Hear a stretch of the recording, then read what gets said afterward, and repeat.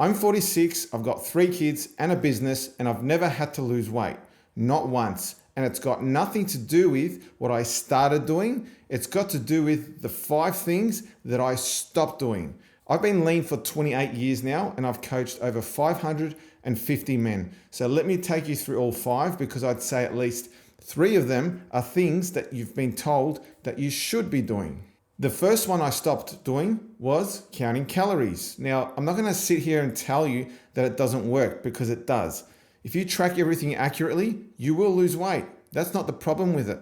The problem is that it's tedious, that it takes time. And when you're flat out as a dad with your career, or if you're running a business and you've got kids and all other sorts of commitments, I just find tracking everything and weighing all your meals isn't really realistic for the long term. It might work for you for 2 weeks, 3 weeks. You might even get away with it for 2 or 3 months. But most people I find, most dads that are busy, can't do it for the rest of their lives. So if you rely on that, if you're relying on an app when you're going to the airport, in transit, or you're at a family dinner, and you're relying on an app to upload everything with your calories, with your macros, it's not going to last long. So I stopped doing that, and instead I learned what the right amount of food actually looks like for me, which meant I could eat anywhere. I could eat at a restaurant, holidays, family dinner, in an airport, without relying on inputting everything on an app, without relying on reading the data and results on an app, or even, nowadays, AI. It's a bit like relying always on a GPS or a calculator to do things for you. You need to learn how to do it in your own mind first, so that way you have the skills to be able to do that wherever you go, whatever you do. The second one is relying on exercise to keep the weight off. Let me give you an example of this. I went to Vietnam for 10 days with my family last month on a holiday, and I enjoyed a buffet breakfast every single morning. I really enjoyed it, especially the Vietnamese coffee. First time I've tried it. It's amazing. I had cocktails in the pool every day. I did 0 training at all. And people are very surprised. Andrew, I thought you'd be using the hotel gym and training. No, because I wanted to rest. I wanted to relax. That's my chance to just stop, do nothing, and just relax to the max. You could call it holiday maxing. And so I came home the same weight that I left at. Now, the way I did this, because it wasn't luck, it wasn't my metabolism, I actually did it with a bit of a plan. So the month before, I started to tighten things up with my diet, and then that way I was already about 1.5 kilos less than I normally am. So when I went to the holidays, I enjoyed myself. I put on a touch of weight, but then by the time I come out of that holidays, I was still the same weight as when I started, okay, where I was before the holidays. So that way it evened out. And that's the approach that I have. And that way I don't have to worry about relying on exercise to lose weight, and nor should you, because most busy dads can't maintain a consistent exercise regime their entire life. And so if they rely on exercise to lose weight, they're doomed. And that's why none of my clients are required to train. They can if they want to, but it's not compulsory. Just quickly before I get into number 3, if you want the full system that I use with the men that we coach, it's in my free book called Ditch the Dad Fat. The link is in the description below. You can grab that. Now let's keep going. The third one is I stopped following a rigid meal plan. You know the type, 6:30 breakfast, 10 o'clock snack, 12:30 lunch, all mapped out for you by somebody who doesn't know what your lifestyle is like. They don't know what your schedule is like. They just give you something that may have worked for someone that's younger than you, or got AI to generate for them, and they go, here you go. The reason those fall apart is that they need your day to cooperate to it, and your day doesn't cooperate. You've always got something different happening, a meeting running over, you're stuck in traffic, a client might call you at the time that you're supposed to be eating, and then you've got to deal with an issue. So you miss that slot, and once you've missed one, you've broken the plan. And a lot of men just write off the whole day at that point. They're like, stuff it, I can't do this. And then they'll say, I'll start again tomorrow. And for some, it's Monday, and for some, it's I just give up. What I do instead is I let my hunger tell me when to eat. I understand my hunger cues, my genuine stomach hunger cues, and that's what I'm dictated by. Now that only works if your appetite is actually working properly. And for a lot of the men, it isn't, which brings me to something that I see all the time. About 70% of the professional dads who come to us are skipping breakfast. And here's the cycle that they're stuck in. They skip breakfast, so they're underfed in the morning.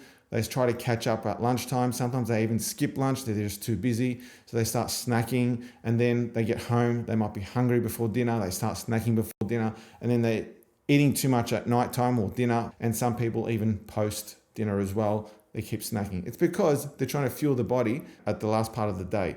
And so that has an on-flow effect. It's a vicious cycle where because you've overeaten at night, you don't feel hungry the next morning. And so you say, I don't feel like breakfast. I've never had breakfast. That's because the way you've conditioned your appetite, and that's affecting your metabolism too. So one of the very first things that we do with a new client is we reset that. We make them have breakfast, and then eventually their appetite reconditions so that way they're eating properly throughout the day, only when they're hungry, and not overeating at nighttime. And that's what we find works the best. Fourth one, and this is one that men are most surprised by because they think I don't drink, they think I don't have sweets, they think I'm super strict. I'm not. I actually enjoy chocolate. I have chocolate every day. I actually enjoy burgers and barbecue. I've got a smoker that I love smoking meat with. I drink whiskey and a gin in the summer. Now, I don't just go all out. I don't allow myself to go with no limits. There are rules. There are guidelines that I follow. So let me show you what this actually looks like because there is a structure underneath it. For example, I don't drink during the week. I don't feel the need or urge to because I've removed it from my mind that it's not an option. It's only something that I have on the weekends, something that I can, if only if I feel like it or if I'm socializing and the opportunity presents. It's not something that it's a must have. I must have it to de-stress for the day or to unwind for the day. And that's the difference between restriction and structure. Restriction is telling yourself that you can never have it, which lasts about 2 to 3 weeks. And then you have a blowout, you feel terrible about it. Structure is deciding when it happens and then not thinking about it the rest of the time. The men that we help, they don't have to give up alcohol. They don't have to give up the food that they love. They're just advised to stop letting it be an every night thing or all the time thing that they've never actually made a decision about. And once they've tried it, they're like, I don't really need it. I can do this. And I feel better for it. The fifth one is the one that is probably the most significant, especially as a father. I stopped eating separately from everyone else. That one started a while ago before I had kids. When I was living at home, my family would sit down to dinner. I've even at certain events like my wife's birthday, who was my girlfriend back then, and I'd be eating separately. I'd be in the car, eating from a container, eating all lean foods, right?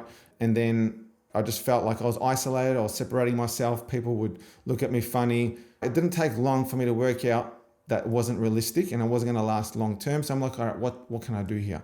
So I started to decide to eat together and just to be able to have an influence on those around me as to what are the better food options that we can have. Or even I do the cooking, okay? And so by doing that, it enabled me to spend time with my family, have that fellowship, especially now with my 3 kids, my wife. It's a time of the day or the night where we have that daily fellowship where we're all together, all present, and I don't want to give that up. I want to be able to eat the same foods as my kids and my family and lead by example as the father, the head of the home. That's important for me because my kids aren't listening to what I say about health. I could preach it until I turn blue, but they learn best from observation, what I do. If they watch that a father's eating properly and healthy and they're joining in and they're eating the same type of foods, then that's what matters in terms of influence. Now, granted, I'm still working on getting them to eat zucchini and tomato. It's a work in progress. Pray for me. So if you're watching this and you actually want someone to tell you what to do to build a structure for you and to hold you accountable, we can look at helping you with that. All you need to do is book a call with me through the second link in the description. You'll get to my website and there's the opportunity to book a call with me, and then we'll work out where you're stuck and what your structure needs to look like. I can present it all to you, give you all the information that you need to make a decision about possible next steps. So there's the 5. I stopped counting calories. I learned what the right amount actually looks like. I stopped relying on exercise to keep a healthy weight. I stopped following rigid meal plans and let my hunger lead instead. I stopped being strict about things that I enjoy and I built a structure around them instead. and then I stopped eating separately from my family. 28 years, and not one of them was something that I added. Every one of them was something that I had stopped. If you want to see how this works in practice, I've got a video showing exactly how the dads that we coach are losing 10 to 35 pounds in the first 6 weeks. You can go and watch that one next. Remember, look after yourself so you can look after your family.